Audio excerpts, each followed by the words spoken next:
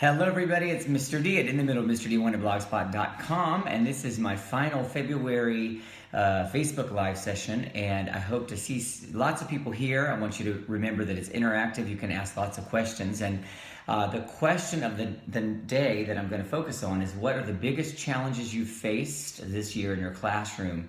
I'm going to share some of the ones that I've faced over the years, and then maybe you can chime in at any time you want with anything that you're facing right now, and I'll see if I can help you with that and give you some thoughts about how to approach those things. Before I get into all of that, right now until 9 o'clock, S Cubed Level 1 is $109, so you can go to my TPT store and grab that for $109, and you can tell your peers, please tell them, anyone, that's normally $229. So, and also until 9, Sight Singing Examples Only Level 1 is going to be free. So go grab it, look at it. It's a good way to check what the sight singing examples are if you haven't purchased S Cubed at all. And tell anyone and everyone you know, it's in my TPT store, S Cubed Sight Singing Examples Only Level 1 for free until 9 o'clock, all right? So go get it. So you, anytime, I'm just going to keep an eye on the screen here, and if you write a question about what you have faced this year, the biggest challenges, please feel free to interrupt anything I'm saying, because this really is more about you than about me. But I thought I would start, and maybe you can think about some things. One of the biggest challenges I've faced in recent years has been the SLO standardized testing. The managing, for me to manage getting the test done with the large classes, I'm looking at my notes here, that I have, it was just a huge challenge. In my building, we only have a few computer labs. They only hold about, I think, maximum 33 children, and I have some classes of 84. So to get the children through that test could have taken many days, really, to get that all done and administered. So what I did to address that was I decided to hyper-organize on the front end, and I, of course, checked the test out. I made sure I understood how they would take the test, what some of the issues might be with the actual taking of the test on the computer. I went in ahead of time that day, and I logged every computer in so that we could remove that obstacle of the time that it would take for them to log in, because at my school, logging in is very hard. And I also had a teacher who was willing to be back in my room, so when children finished, like the first group finished, I could get the next group turned around. And so I texted her from my testing room, and I said, 10 kids are coming in, send me 10 more, and I got it all done in one period, which as other teachers, I think, struggled with many of the computer issues and things. And I listened beforehand, so I knew what some of those issues were. Like I chose not to give my test first, like everybody else. I think we're given a 2-week window, so you have to kind of look at your circumstances, obviously, and make the decisions that work. But that was a really big challenge and very stressful. Also, the grading of the test was very stressful. The first year that we did it, we had it wasn't working. Like, we had a Scantron, and it wasn't working right. And again, I waited. Instead of trying to be the first one to get them done or the first one to get them graded, I waited until some other people kind of had experimented with it, and they shared their experiments with me. And that really helped me, because I have such large classes. And then I did what they kind of told me they learned, and that's a good way. I used to be the kind of person who would always jump to the front of the line to get those things done, and then I realized that sometimes that isn't the smartest thing to do, because you're the one that is going through that learning curve. So I haven't seen any questions come up here yet about challenges that you're facing, so I'm going to go ahead and talk about some more. One of the biggest challenges I faced in my career was when I replaced a legendary teacher. I had moved to a new area of the country, and she'd been there for several years, and she was well loved. We had a completely different style of teaching. She's taught in a gospel style. The kids absolutely adored it. They loved singing the music that she taught them. She was fun. She was just well loved by the community, the parents, the students, everybody. So when I got there, the administrators told me that I'd be facing this, and they asked me if I was ready for it, and I said yes, because in my first job I replaced a legendary teacher, but I knew her, so it was a little bit easier. Um, and anyway, so I that was a really challenging cultural shift for me. I was a Southerner. I was in the Northeast, so I'd gone from North Carolina to New Jersey. That was a really big cultural shift for me. But the parents and the students resisted me a lot. They were resisting what I was teaching and how I was teaching. They asked about the teacher that I was replacing a lot. I addressed it the best that I could. Just said, this is how I'm going to be doing things now, and within time, of course, things shifted. Within, I'd say, 5 months, there's always going to be a paring down. People are going to leave the program. New people are going to come in. You're going to attract your own. And that's what happened. And so my program, I lost some and then I gained some and it grew larger. But it just took time and it took patience. I had parents during that year complaining to the principal about things they probably would never complain about if they knew me, but it just takes time to build that community trust. They don't know anything about you, so what you have to kind of listen and receive what they say and move forward with it. But also you have to be confident in your own ability and what you're doing without being cocky in any way, just listening and then moving forward with what your plans are. That's not easy for younger teachers, I think, to do. I don't think I had that same courage as a younger teacher. So again, the topic tonight is, what are the biggest challenges you faced this year in your classroom? So anytime you want, you interrupt, you share if you have a question, if you're struggling with classroom management, if you're struggling with anything regarding your administrators, other faculty members, and maybe how to deal with that and get through those situations that you're facing, because I think this is the time of year that teachers get really bogged down. Summer's far away, you're in the middle of winter, things can get bigger than they are in this moment. So that is the topic, and feel free again to chime in anytime you want. I have a few more things I'm going to share here and how I handled them, so maybe it will give people some ideas, but again, you can chime in. I faced earlier this year a really big challenge with here we go. Hi, Kyle. How are you? A challenge we have is a small class sizes with my 6th grade choir. This year I have 3 classes of 20 instead of the 2 classes of 30. Most of them are beginners, and smaller class size has been challenging for the students to feel confident as they're sight sing, learn new music. Yes. Open to any new ideas. Yes. That is a challenge. I talk about how it's a challenge to have large classes, but I think it is equally challenging to have small classes for all the reasons that you have stated.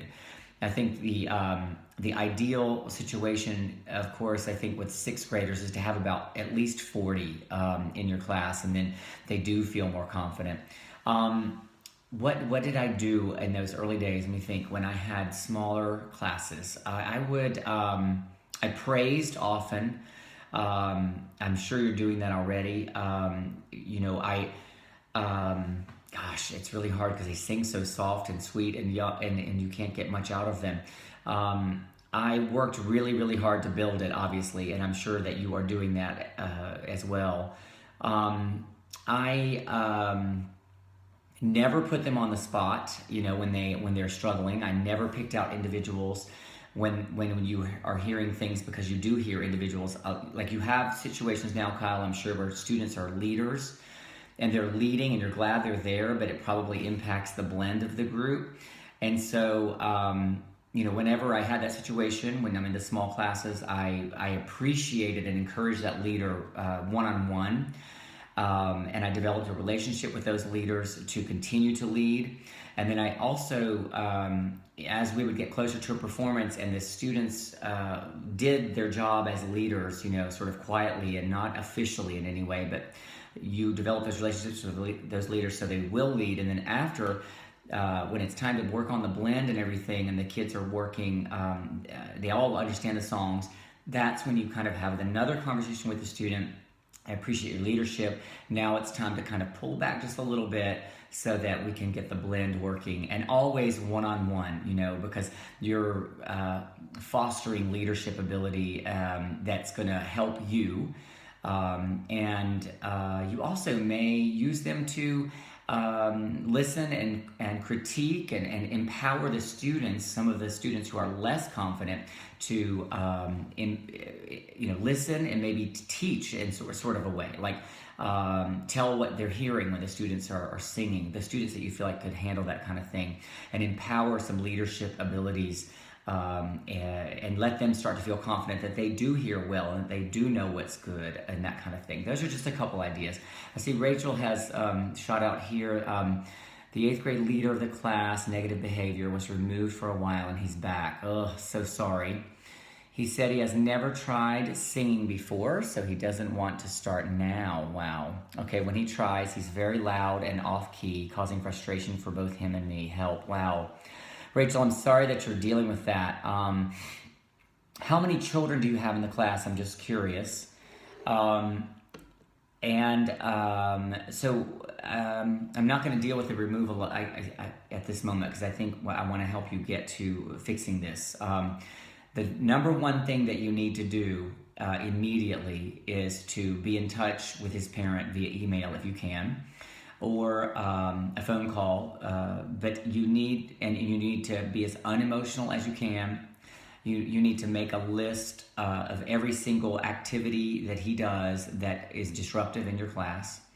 And a lot of teachers don't think that this parental contact matters. It absolutely matters so much. And the kid will say they don't care, but that's what middle school children do. And you need to reach out to them as quickly as possible. Tonight, tomorrow. Don't wait. I don't know what you've done in the classroom to help that behavior, but you need to not empower him in any way, because he wants attention. He is an attention seeker, and so he has to realize that there are consequences, and you have to create those consequences. And the number one is, of course, the parental contact. Number two is, if you can find a way to, you need to develop a relationship with him, a positive one that is one-on-one. And that can be with empowering him in some way to do things for you, stuff your folders, clean up the chairs when people leave, so that you get some one-on-one interaction time with him, where you can develop a relationship. Because once he feels, if you call his parent and you don't try to develop a relationship with him, he's going to feel, probably more angry. And but you need to get consequences now, and I'm sure that his parents will help you with that. That, combined with some relationship building, is good. You need to acknowledge if he doesn't want to sing. That's fine, but this is where you are, and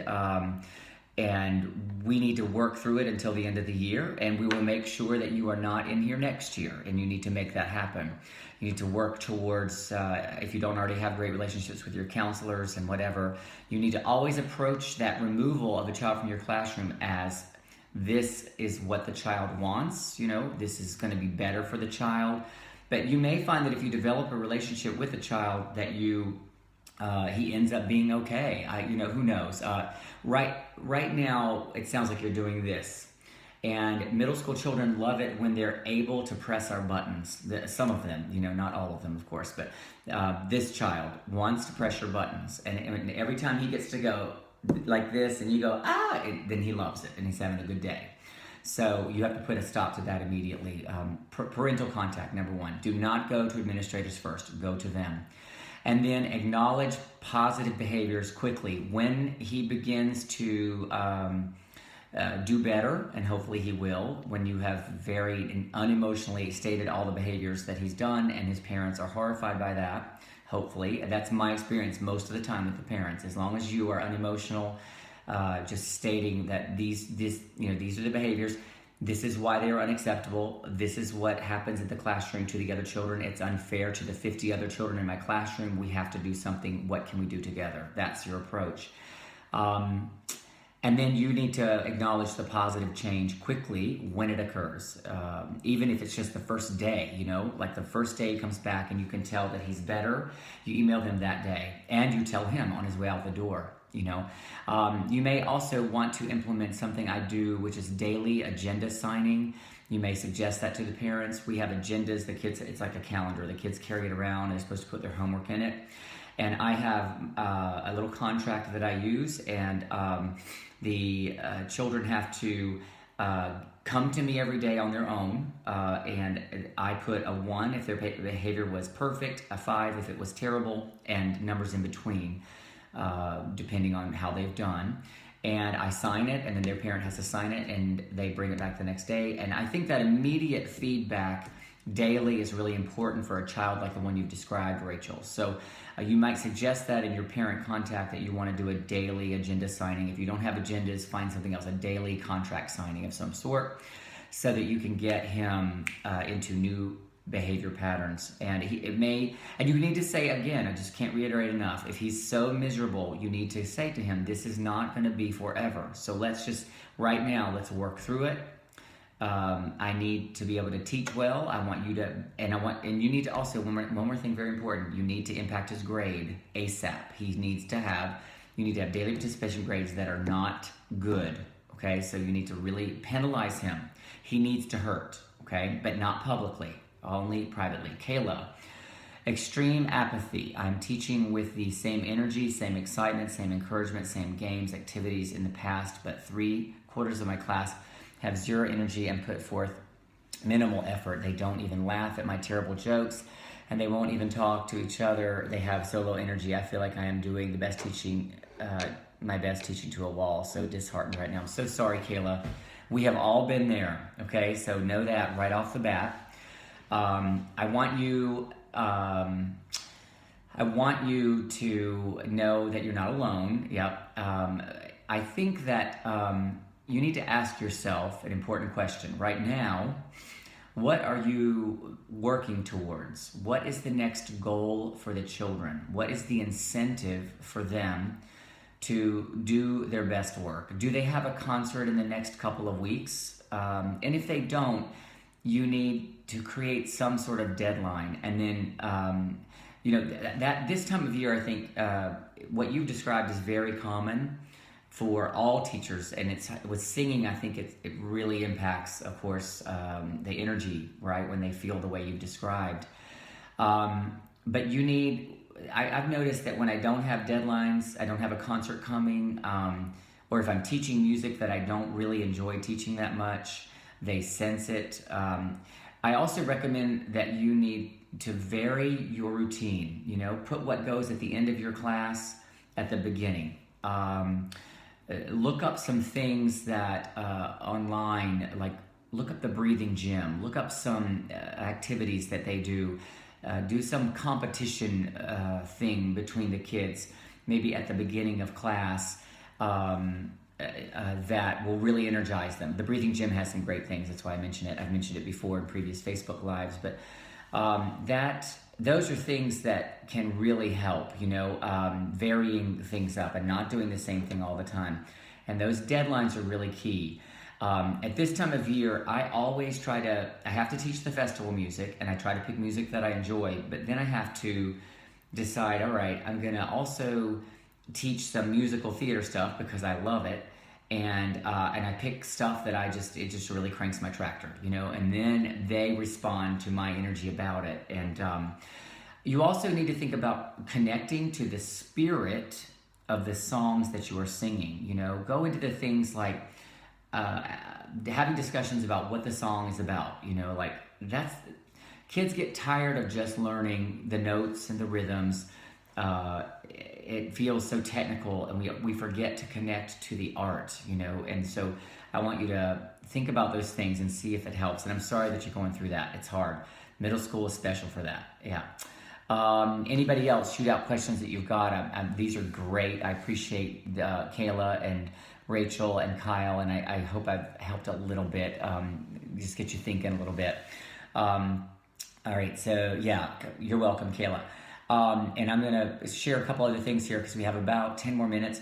While I'm waiting for anyone else who has some things they want to share or ask, remind you that S Cubed Level 1 is $109 until 9 o'clock tonight, and you can tell everybody you know. Please do. It's normally $229.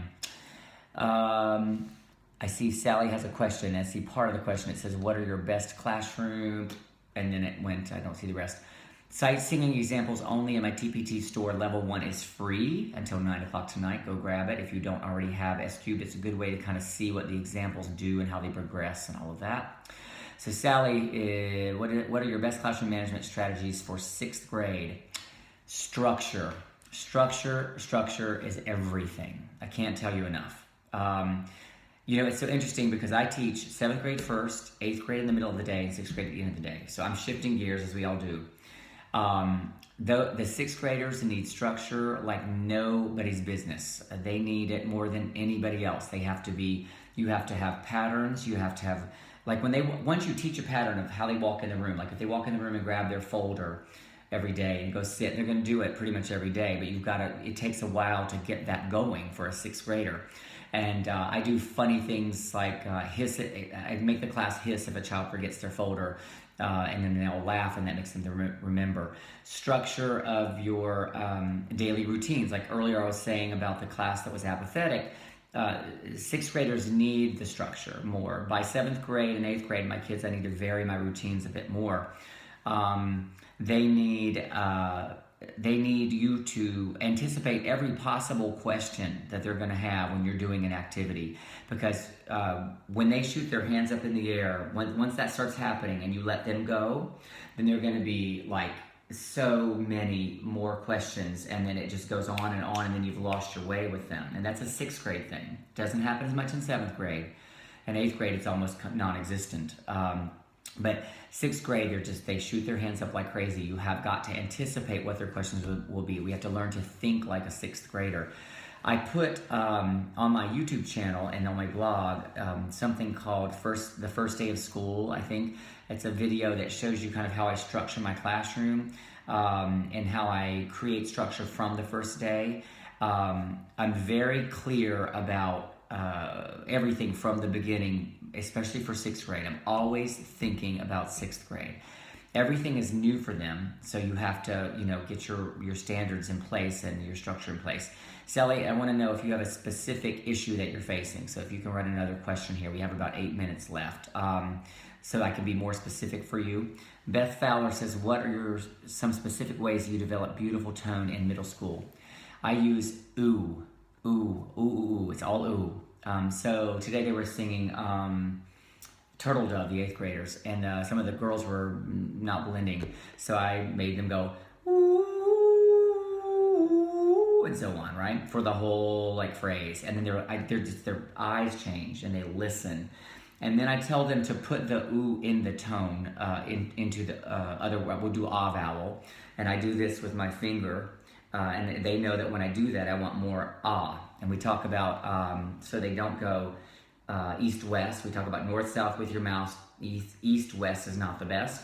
So kids who aren't aware will go ah, right? And we want oh, like this, right? This kind of tone is what I'm after. And then we transfer that to the words, but it's all about the ooh. It really is. And I sing on ooh as much as I can. Let me see, Beth. Okay, yeah, that was your exercise. I'm waiting for Sally. If you have a specific classroom management strategy or thing that you're experiencing in your classroom with your 6th graders, please shoot that out. Again, taking more questions from anybody. What are your biggest challenges this year that you faced in your classroom?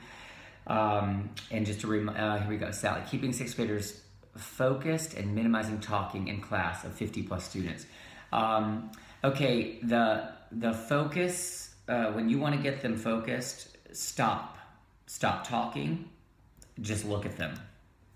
Just look. And when you look at them, they start to use positive peer pressure to shh each other, and then you save your voice.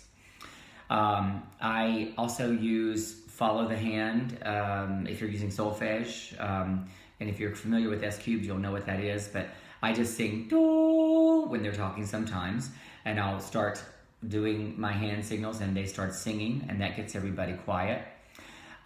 In terms of keeping them focused, I think with sixth graders, you have to move way, way, way faster. And you have to be more clear with all of the things that you're doing, with the techniques that you're using. What is it that you want to accomplish with the sixth graders? You need to know in your brain. You need to know how you're planning to get there. And you need to move very quickly to get there. And when they start to do what you're doing and they achieve it a little bit, don't get so picky that then you get bogged down and the pace of the class slows, because once that happens, you're going to be facing what you've said with that 50 plus students talking and that kind of thing. But when you stop and just look at them, sometimes you just need to fold your arms, just look. They know you're observing their behavior, and so they don't want to get in trouble. Most of them don't want to get in trouble, and they're just active and they need to move. And they need to move. Like sometimes you just need to say, hello, thanks for the like, I appreciate it. They need to move. You need to let them. Sometimes you just have to say, all right, you know what, stand up and just jump around the room. And, I just do it. I just jump up and I turn circles, and then we go, ooh, ooh. I just do all kind of stuff like that, because they need it.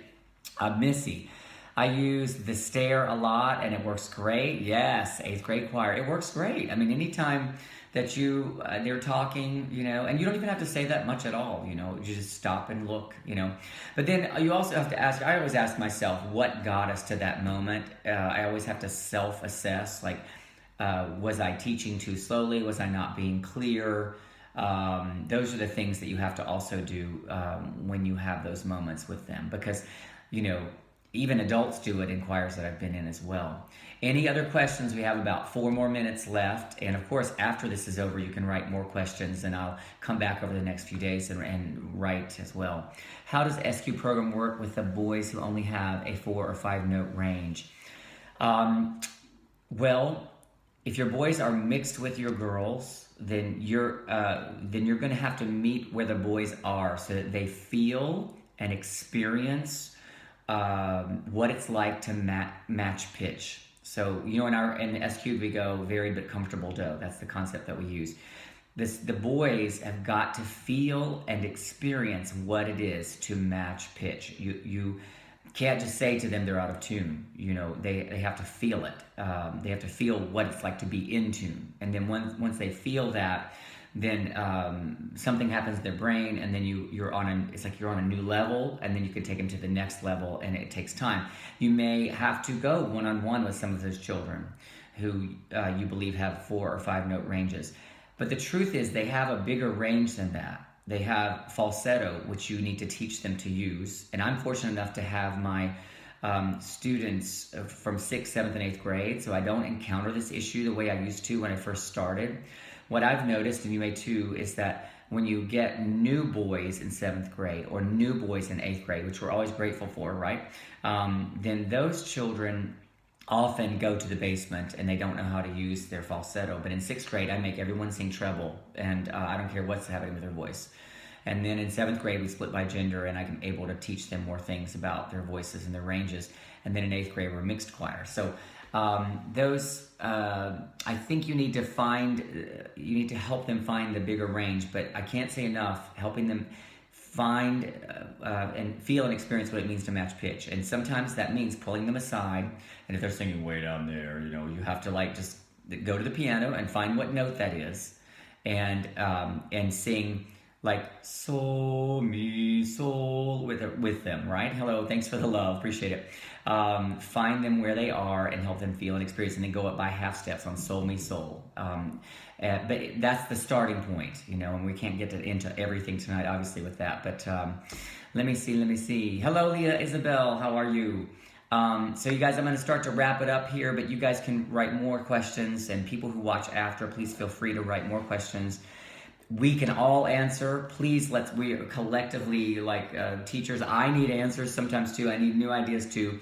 So please share those and feel free to answer anybody's question with your own thoughts and your own ideas. Absolutely, Kathleen. I appreciate you guys being here tonight. This is the final one for the month, but I'll do more in the future. March is a little bit crazy, so I might do one spottily here or there. Make sure you're on my Gmail list. in the middle with mrd@gmail.com and put subscribe at the top. And I will get you on there so you'll know about the future ones. And then on Facebook, sharing stuff from my page helps more people find it. So please share this and help others find these ideas. Share the information about S-Cube Level 1 being 109 tonight, and share that Sight Singing Examples Only is free with anybody. Email it to your peers, whatever. Thank y'all, and have a great night.